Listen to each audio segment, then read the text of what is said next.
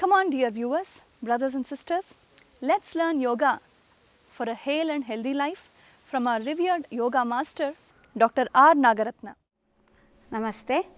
Let us try to understand the structure and functions of the eye so that we can go ahead to understand how yoga works in improving our eyesight.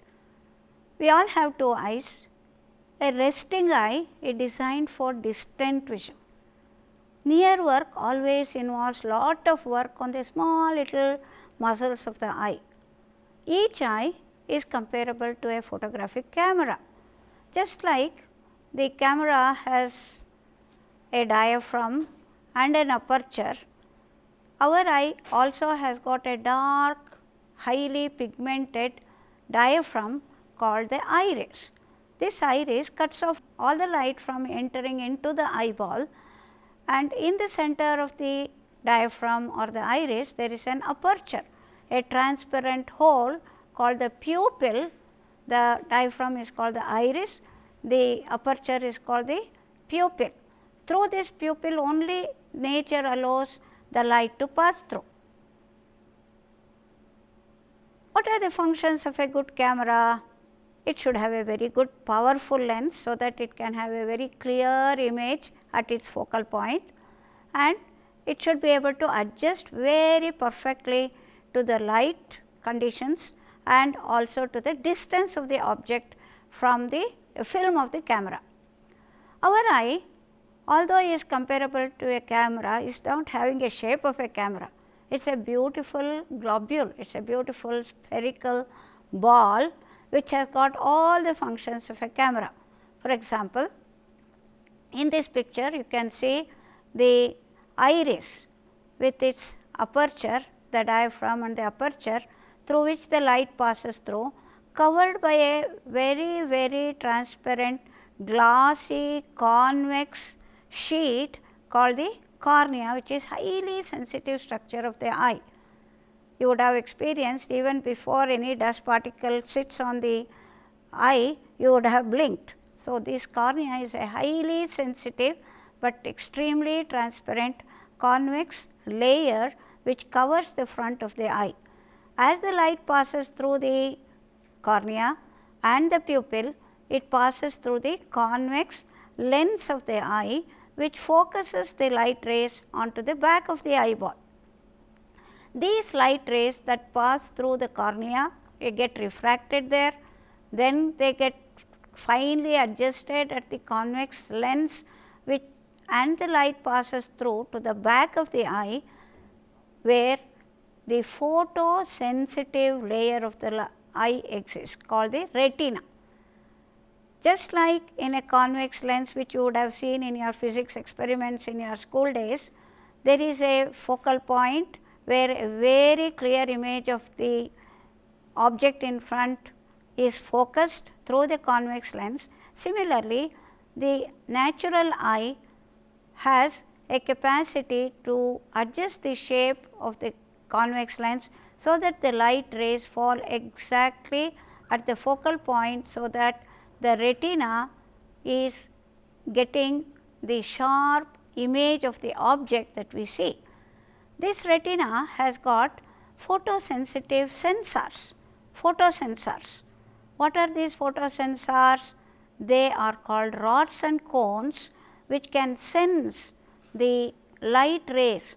They are called rods and cones which convert the light energy through chemical energy into electrical energy and pass it on through the relay nerves to our optic nerve. So, all these fibers from millions of these rods and cones carry this information to our eyeball, where the retina carries the image on, converts it from light energy to electrical energy, and the information is carried on to our brain, where through the optic nerves the light rays are now transferred as electrical activity to the actual cortex of the brain called the occipital cortex, which is there behind our head.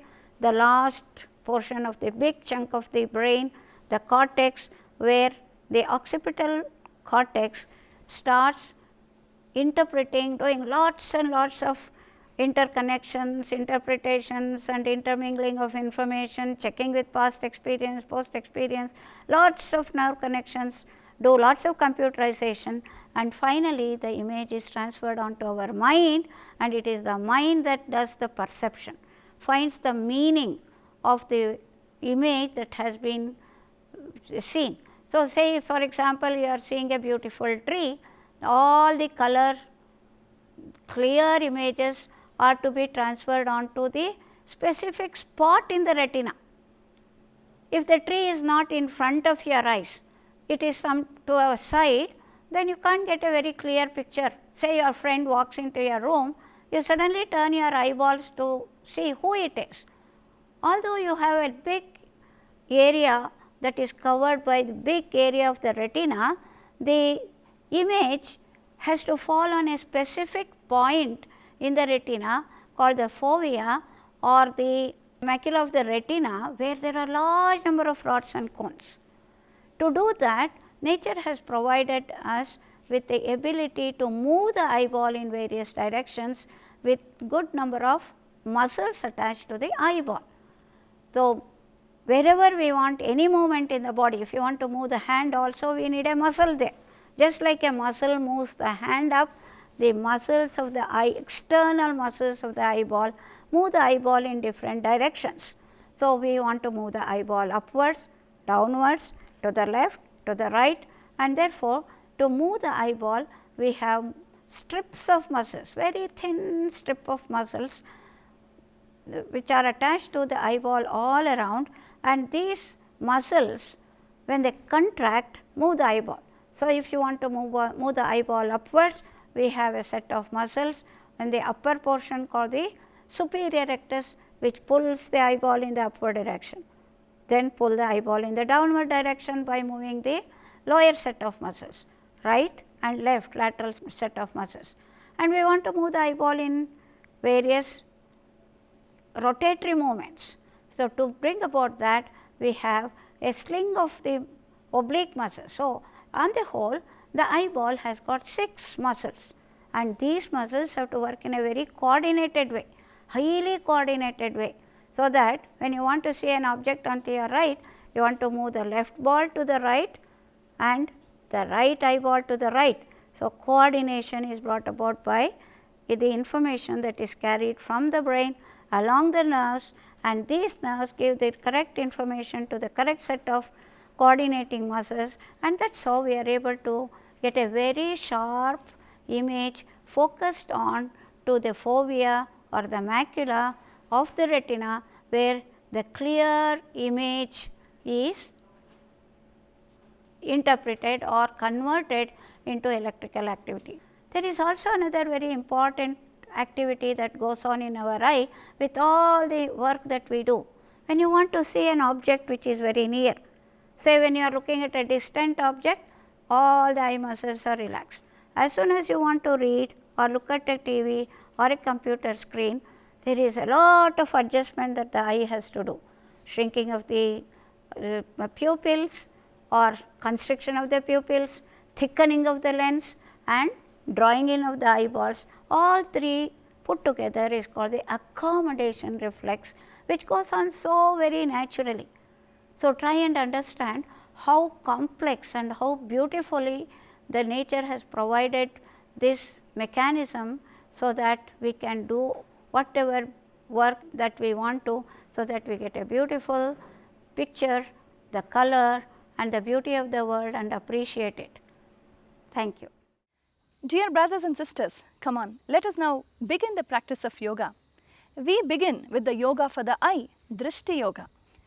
Bhadram Pashyema Akshabhihi, Sarve Bhadrani Pashyantu, etc. are the wonderful prayers in our tradition that seek good vision. Eye is one of the most important organs of our body that connects us to the outside world.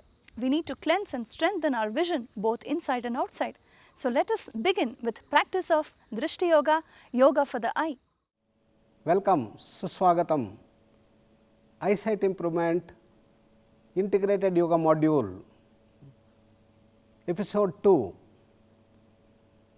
In the last episode, we saw the preparatory practices, how to move the eyeballs up and down to the right and to the left, and the diagonal movements and the rotation of the eyeballs clockwise and anti-clockwise. Now, we go to the main practices. These practices are called tratakas. Trataka is a kriya, is a cleansing technique. They bring about the cleansing of the eyes, and the first practice we are going to start off is called the Nasagra Trataka. Then we have got the Urdhvamukha, Adhomukha Trataka, Vamajatru and Dakshinajatru Tratakas, Ubhayajatru Trataka, and we have the Brhumadyatrataka.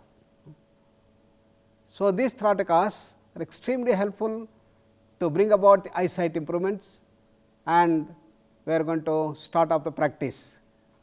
Now, first observe the practice that we are going to start. We will do palming, close your eyes, make the cup of the palms and place them on the eyeballs.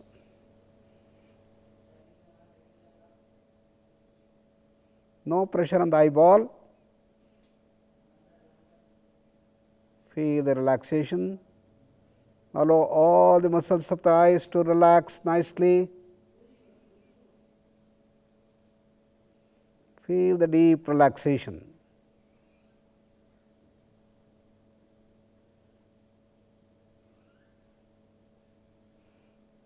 All the strain will be completely vanished with a nice palming that we have done. Take the arms down, back. We will go to now Urdhvamukha, Adhomukha Trataka. Urdhvamukha means upward facing, taking the fingers up all the way. Let us start in the practice. Arm, forefinger going up. Look at the tip of the forefinger. Do not bend the neck, do not move the head up all the way up like this. The head should be straight, and only the eyeball should move that as much as you can. Then slowly start bringing down to Adhomukha Trataka. Staring at the tip of the forefinger all the way down, as much down as possible, but you should be seeing the tip of the forefinger with a nice smile on the face.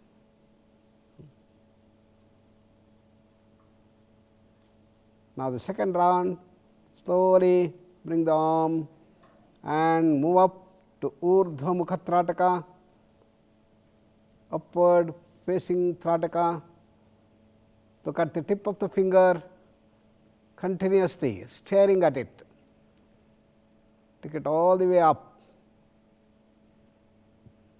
and slowly bring down. Horizontal position, coming down smoothly further down. Keep staring at the tip of the forefinger. Bring it as much down as possible, where you keep seeing it, but with a smile on the face.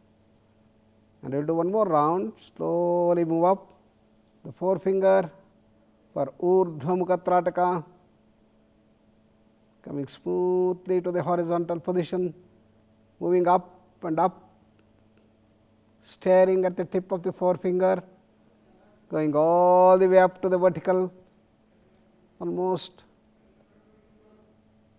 and slowly bring down the forefinger,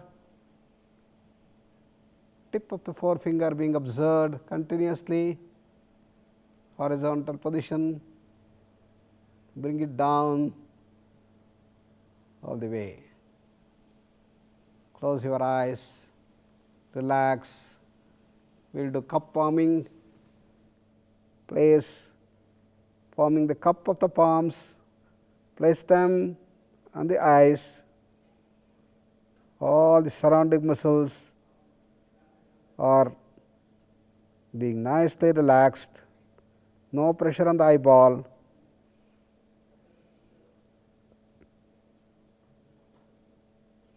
Slightly press the palms on the muscles surrounding the eyeballs, no pressure on the eyeball.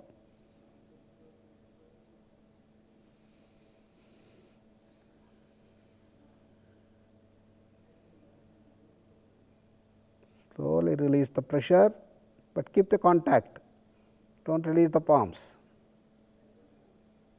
Feel the nice relaxation of the eye muscles. Recognize that all the eye muscles are getting deeply relaxed, all the strain has gone off. Now, bring down the arms and relax with the eyes closed. Feel the changes going on in the eye region.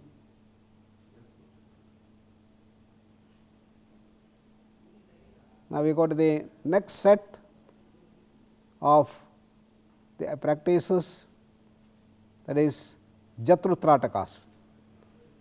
Bring the arms up, both the thumbs together, and first Brhumadyatrataka, left side. Slowly start taking the left thumb leftwards, eyes looking at the tip of the left thumb clearly. Take it as much as possible. If you can't see, stop there. Keep the smile on the face. Slowly bring it back. As it comes to the center, we go for the Dakshina Jatrutrataaka. Slowly move the right thumb to the right, tip of the finger of the thumb, without bending the neck or the head. Go on observing, follow only with the eyeballs. Take as much as you can and slowly bring it back. Continuously staring at it. As you come to the center, relax and we will do palming.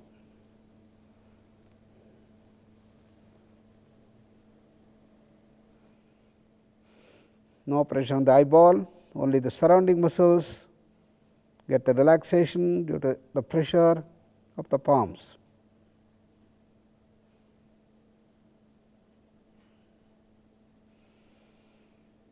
Take a deep breath and slowly breathe out.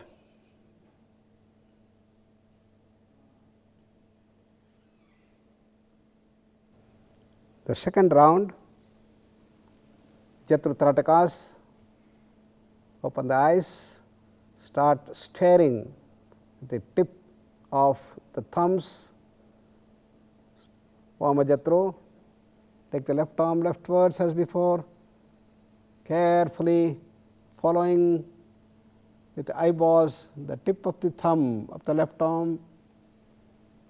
Take it all the way to the left. Pull the eyeballs to the left. Look at the tip, slowly bring it forward. Keep the smile on the face, do not get stressed up. And now the Dakshina Chatru, the right side, the right thumb, right arm moves to the right, pull the eyeballs to the right, look at the tip of the finger, the thumb,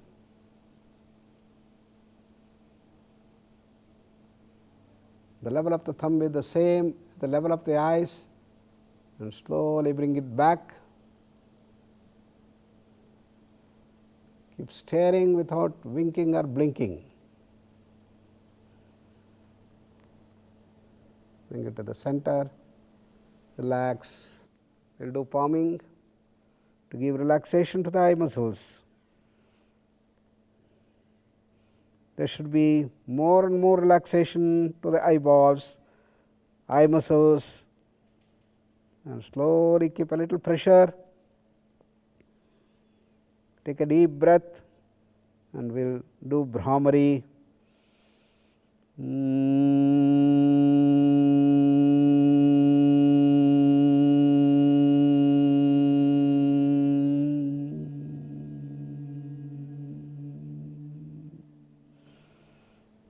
Relax, arms down, eyes closed, give the changes, smile on the face, relax all the muscles of the eyes and the face. Now, we will do Brhumadyatrataka. Again, take the arms straight, the two thumbs together, and staring at the tips of the two thumbs, separate the two arms, right arm going rightwards, left going leftwards, and keep staring at the tip of the thumbs together, Ubhaya Jatru, both the shoulders side. Take as much as you can. You must be able to see the tip of the thumb as you take it. This broadens the vision and improves the eyesight tremendously. We learn the art of defocusing. Take as much as you can and slowly start bringing to the center.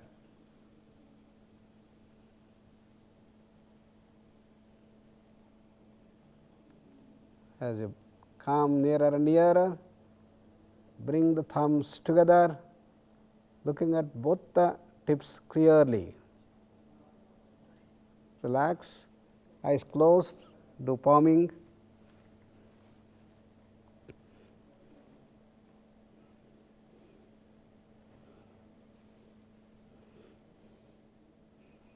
Relax the arms, slightly bend the head and support the arms on the chest.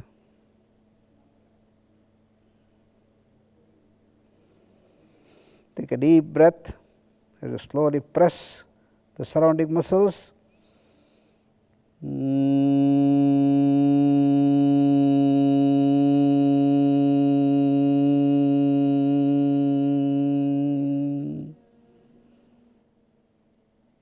The resonant waves of the Bhramari help to bring deep relaxation to the eyeballs and the surrounding eye muscles. Enjoy the well-being. Slowly release the arms, relax.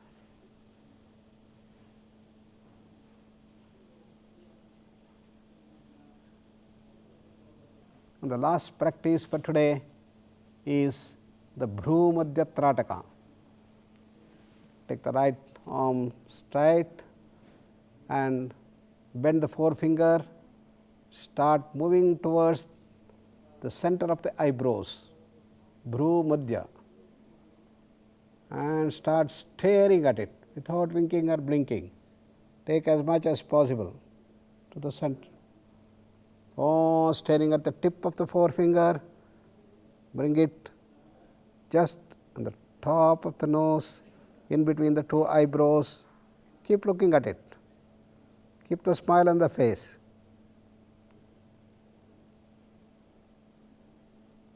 Slowly take it out, staring at the tip of the forefinger, straight. And the second round, bring the forefinger towards the center of the eyebrows. Keep the bend of the forefingers, becomes easier to look at, staring at the center. Slowly take it out, straight, stretch the arms, closing the eyes, relax. We will do palming. Take the support of the chest, of the arms, bend the head down a little bit, nicely relax.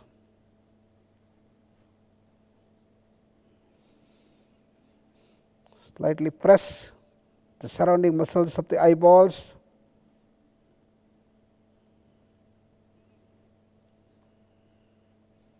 And take a deep breath.